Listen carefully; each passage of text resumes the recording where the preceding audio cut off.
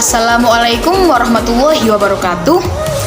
Jadi kami dari kelompok 4 akan menjelaskan mengenai materi pimpinan dan kepemimpinan dalam lembaga pendidikan Islam. Assalamualaikum warahmatullahi wabarakatuh. Saya Muhammad Syauqi Mutakin dengan NIM 191300094. Di sini saya akan menjelaskan dua hal. Yang pertama yaitu arti dari kepemimpinan dan yang kedua yaitu fungsi dari kepemimpinan. Yang pertama yaitu arti dari kepemimpinan. Konsep kepemimpinan sendiri ini merupakan sebuah unsur atau instrumen yang sangat penting untuk menilai proses dan dinamika dari sebuah organisasi, institusi, lembaga atau yang lain-lain. Kepemimpinan ini diklasifikasikan menjadi tiga, yaitu yang pertama kepemimpinan sebagai atribut, kepemimpinan sebagai karakteristik seseorang, dan yang ketiga itu kepemimpinan sebagai kategori perilaku. Yang pertama yaitu klasifikasi kepemimpinan sebagai atribut. Ini dikemukakan oleh Janda dalam bukunya yang berjudul Yukel pada tahun 1989. Janda berpendapat bahwa leadership is a particular type of power relationship characterized by a group member's perception that another group member has the right to prescribe behavior patterns for the former regarding his activity as a group member. As a group member di sini berarti sebagai anggota grup atau anggota organisasi tersebut. Pernyataan Janda ini bisa dijelaskan bahwa kepemimpinan ini adalah sebuah privilege di mana seluruh anggota di organisasi tersebut mengetahui bahwa ada salah satu anggota yang memiliki kekuasaan di organisasi tersebut. Selanjutnya, klasifikasi yang kedua yaitu sebagai karakteristik seseorang. Klasifikasi ini dikemukakan oleh Gibson, Ivancevich, dan Donnelly pada tahun 2000. Mereka berpendapat bahwa leaders are agent of change. Sebuah pemimpin adalah seseorang agen atau agen untuk perubahan. Leaders are agent of change. Person whose act affect other people more than other people's act affect them. Pendapat ini bisa diartikan bahwa sebuah pemimpin harus bisa mempengaruhi anggotanya, melebihi anggotanya mempengaruhi dirinya. Jadi seorang pemimpin ini harus memiliki visi dan misi yang tepat dan tidak bisa dipengaruhi oleh anggotanya. Jadi seorang pemimpin harus mempengaruhi anggotanya, melebihi anggotanya mempengaruhi dirinya. Terlepas dari harus menerima pendapat-pendapat anggotanya sendiri. Klasifikasi yang ketiga itu sebagai perilaku. Klasifikasi ini dikemukakan oleh Sweeney dan McFarlane pada tahun 2002. Mereka berpendapat bahwa leadership involve a set of interpersonal influence process. The process are aimed at motivating subordinates, creating a vision for the future, and developing strategies for achieving goals. Di mana seorang pemimpin ini harus mempunyai jiwa dan perilaku yang bisa memotivasi bawahannya, yang bisa mempengaruhi sifat atau kinerja bawahannya demi mencapai tujuan dari organisasi tersebut.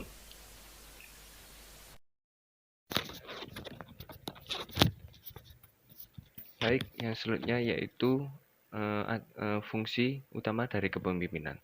Adapun fungsi-fungsi utama dari kepemimpinan, yang pertama yaitu menyusun strategi yang tepat. Seorang pemimpin harus menyusun strategi dengan tepat.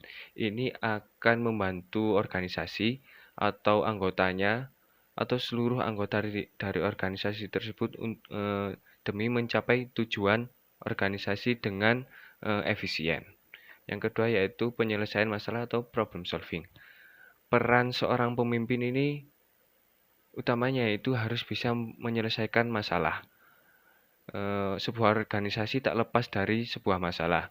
Maka sebuah pemimpin harus bisa menyelesaikan masalah dengan cepat dan tepat, serta bisa meminimalisir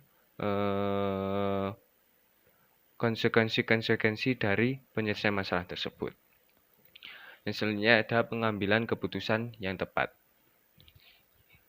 Fungsi pemimpin yang satu ini sangat vital karena sebuah organisasi jika ingin bergerak maju harus mengambil keputusan dengan tepat. Ini membutuhkan peran pemimpin yang sangat berwawasan luas, di mana sebuah pemimpin harus mengambil keputusan dengan tepat. Yang ketiga yang selanjutnya yaitu memanajemen dengan baik, manajemen yang baik dengan para pemangku kepentingan atau stakeholder. Contohnya di sini jika seorang pemimpin madrasah harus bisa memanajemen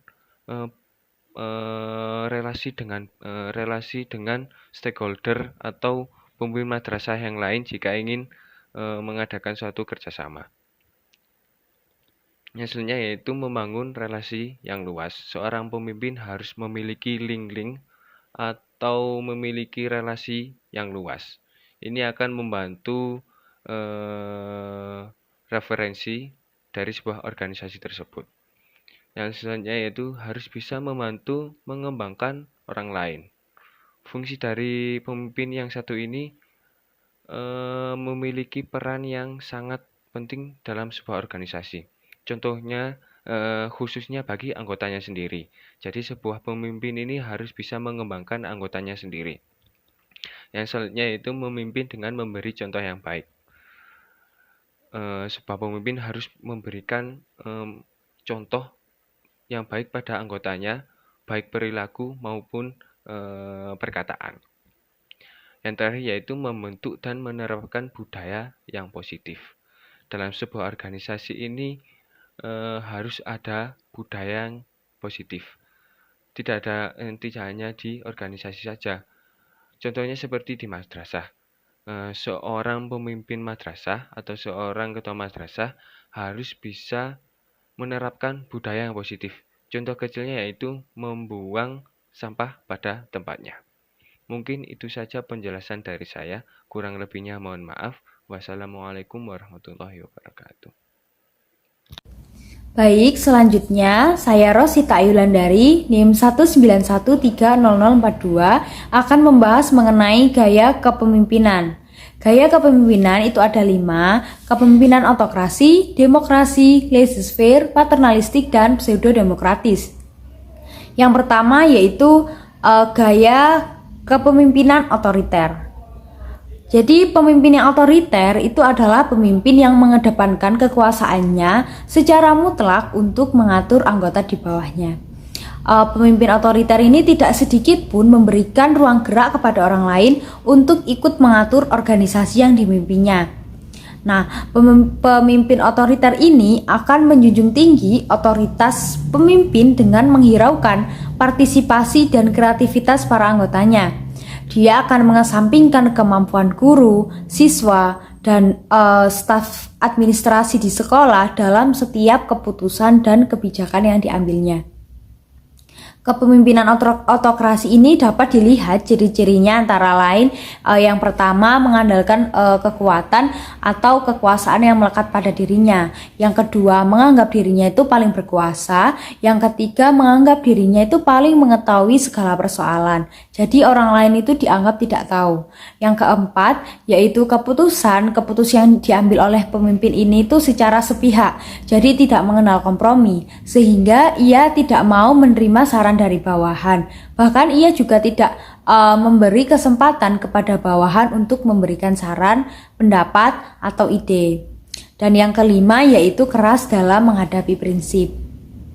Selanjutnya, gaya kepemimpinan yang kedua yaitu pemimpin yang demokratis. Pemimpin yang demokratis adalah pemimpin yang menjalankan kekuasaannya itu sesuai dengan visi misi organisasi atau lembaga.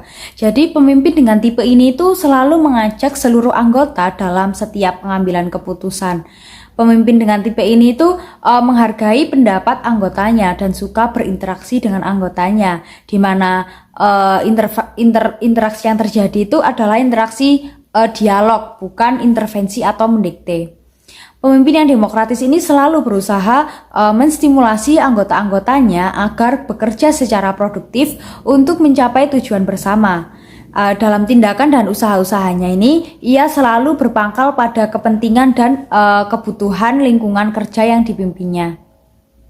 Yang ketiga yaitu kepemimpinan tipe laissez-faire.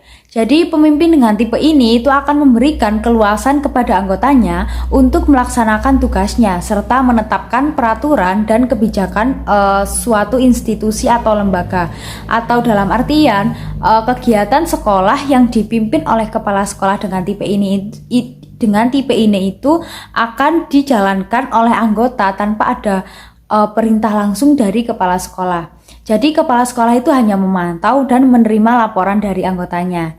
Nah, selain itu, segala keputusan yang diambil diserahkan sepenuhnya kepada para anggota. Dan pembagian ataupun kerjasama ini diserahkan juga sepenuhnya kepada bawahannya tanpa petunjuk atau saran-saran dari pemimpin. Pemimpin dengan tipe laissez-faire ini yakin bahwa dengan memberikan kebebasan sepenuhnya kepada anggota akan membuat tujuannya itu cepat terlaksana. Jadi keberhasilan pemimpin ini itu berdasarkan pada dedikasi anggota kelompoknya, bukan pada pengaruh pemimpinnya. Baik, selanjutnya adalah gaya kepemimpinan yang keempat, yaitu kepemimpinan paternalistik. Jadi pemimpin dengan gaya paternalistik ini bersikap seakan lebih tua dan lebih berpengalaman daripada anggotanya. Tipe paternalistik ini adalah gaya kepemimpinan yang bersifat kebapaan. Jadi anggotanya itu dianggap sebagai anak yang sama sekali belum dewasa dan tidak dibiarkan bekerja sendiri. Adapun ciri-ciri khusus kepemimpinan paternalistik itu anggota dianggap sebagai manusia yang belum dewasa atau anak-anak. Kemudian tidak memberikan anggotanya ini untuk mengambil keputusan. Selanjutnya, pemimpin ini juga tidak memberikan kesempatan anggotanya untuk berinisiatif. Dan pemimpin ini itu bersikap paling tahu dan seakan-akan mempunyai wawasan yang luas. Jadi keputusan dalam gaya kepemimpinan paternalistik ini berada di tangan pemimpin, bukan karena ingin bertindak secara otoriter, tetapi karena ingin memberikan kemudahan kepada bawahan. Oleh karena itu, para bawahan itu jarang atau bahkan sama sekali tidak memberikan saran kepada pimpinan, dan pimpinan juga jarang atau bahkan tidak pernah meminta saran dari bawahan. Seorang pemimpin dengan tipe atau gaya paternalistik ini akan selalu mengutamakan kebersamaan. Jadi ia bahkan menjadikan sebuah slogan bahwa anggota di organisasinya atau di lembaganya adalah satu anggota keluarga yang besar. Jadi pemimpin ini tuh selalu berusaha memperlakukan seluruh anggota satuan kerja mereka itu dalam satu lembaga untuk saling bekerja sama seadil dan serata mungkin.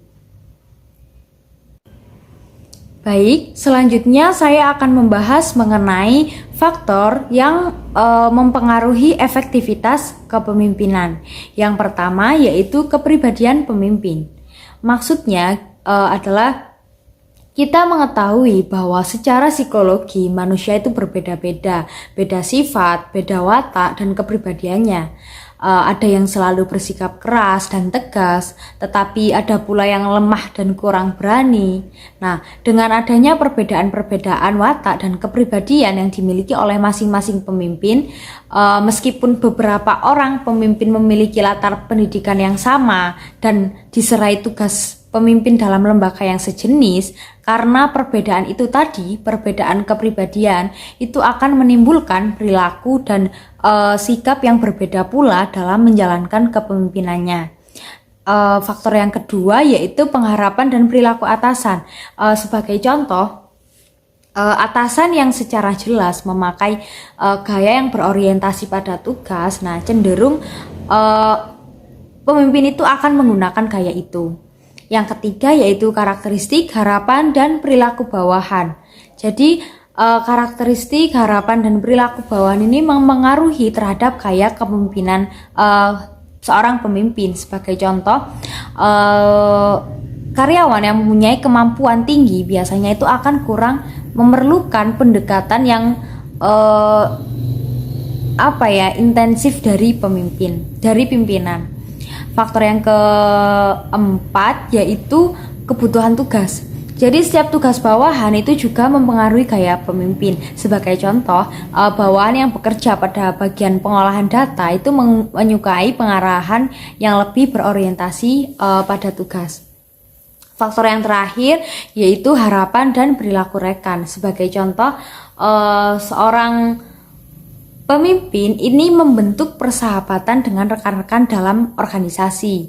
Nah, sikap mereka itu ada yang merusak reputasi, tidak mau kooperatif, atau berlomba memperebutkan sumber daya, sehingga itu mempengaruhi perilaku rekannya. Nah, berdasarkan faktor-faktor tersebut bahwa sudah jelas bahwa kesuksesan pemimpin dalam aktivitasnya itu dipengaruhi oleh faktor-faktor yang dapat menunjang untuk berhasilnya suatu kepemimpinan. Oleh sebab itu, tujuan itu akan tercapai apabila terjadi keharmonisan dalam hubungan atau interaksi baik antara atasan atau bawahan. Selanjutnya yaitu pemimpin yang ideal bagi lembaga pendidikan Islam. Jadi sifat pemimpin yang ideal bagi lembaga pendidikan Islam itu ada 9. Yang pertama yaitu mempunyai energi jasmaniyah dan mental yang positif. Kemudian yang kedua yaitu mempunyai kesadaran akan tujuan dan arah. Kemudian yang ketiga yaitu mempunyai sifat yang ramah dan cinta terhadap lembaga dan anggotanya. Kemudian yang keempat yaitu integritas. Kemudian yang kelima yaitu penguasaan teknik. Yang keenam, ketegasan dalam mengambil suatu keputusan. Yang ketujuh, kecerdasan. Dan yang kedelapan yaitu keterampilan mengajar. Serta yang terakhir yaitu kepercayaan anggotanya. Pertama yaitu seorang pemimpin harus mempunyai energi jasmaniyah dan mental yang positif. Jadi seorang pemimpin itu harus mempunyai semangat juang yang tinggi, kemudian motivasi kerja yang tinggi, kemudian kesabaran, keuletan, dan jujur, serta yang paling penting adalah selalu taat akan perintah Allah Subhanahu wa Ta'ala. Kemudian yang nomor 2 yaitu mempunyai tujuan dan arah yang jelas. Jadi seorang pemimpin itu harus mempunyai tujuan yang jelas terhadap anggota dan lembaganya, dan juga mempunyai strategi-strategi khusus untuk mencapai suatu tujuan yang ingin dicapai. Kemudian yang ketiga yaitu cinta dan ramah. Jadi seorang pemimpin itu harus mempunyai sifat yang ramah dan cinta terhadap anggota serta lembaganya, mau berjuang dan mau berkorban untuk anggotanya, agar tercapai suatu chemistry yang baik di antara keduanya, sehingga tujuan yang ingin dicapai bisa tercapai dengan semaksimal mungkin dan seefektivitas mungkin. Selanjutnya adalah integritas. Jadi seorang pemimpin harus mempunyai prinsip sepenanggungan dan seperjuangan terhadap anggotanya. Seorang pemimpin harus mempunyai sifat simpati terhadap anggotanya agar tercapai suatu hubungan yang solid, dan juga si pemimpin tersebut juga lebih dihormati oleh anggotanya. Kemudian yang selanjutnya yaitu seorang pemimpin harus memiliki suatu keterampilan tertentu. Jadi seorang pemimpin harus menguasai beberapa bidang. Selain itu, pemimpin juga harus bisa mengkoordinasikan, kemudian juga membimbing dan mengarahkan anggotanya sehingga tercapai kinerja yang efektif. Kemudian selanjutnya adalah kecerdasan. Seorang pemimpin harus mempunyai kecerdasan. Hal ini diharapkan pemimpin dapat memahami suatu lembaganya, kemudian menganalisis dan melihat sebab akibat yang ada dalam lembaganya tersebut, sehingga jika terjadi suatu permasalahan, pemimpin tersebut dapat memecahkan dengan baik. Selanjutnya adalah ketegasan dalam mengambil suatu keputusan. Jadi, seorang pemimpin itu harus cepat, tepat, serta tegas dalam mengambil suatu keputusan. Dan seorang pemimpin tersebut juga harus bisa menumbuhkan rasa percaya anggota terhadap dirinya atas keputusan yang telah ditentukan. Dan kemudian melanjutkan dengan tanggung jawab terhadap keputusan yang telah ditentukan. Selanjutnya, yaitu keterampilan mengajar. Jadi, seorang pemimpin selain harus bisa memimpin, juga harus bisa mendidik, kemudian mengarahkan dan menuntun anggotanya agar dapat bekerja secara efektif. Selanjutnya, yaitu kepercayaan. Keberhasilan kepemimpinan seseorang harus didasari juga dengan kepercayaan anggotanya terhadap pemimpinnya tersebut. Jika seorang pemimpin tidak dipercayai oleh anggotanya, maka suatu kepemimpinan tersebut tidak akan berjalan dengan semaksimal mungkin. Untuk menumbuhkan suatu rasa kepercayaan tersebut bisa dibuktikan dalam kegiatan sehari-hari atau sikap sehari-hari seorang pemimpin tersebut. Sekian dari kelompok kami, kelompok 4. Apabila ada kurang lebihnya, kami mohon maaf yang sebesar-besarnya. Wallahul muwaffiq ila aqwamit thoriq. Wassalamualaikum warahmatullahi wabarakatuh.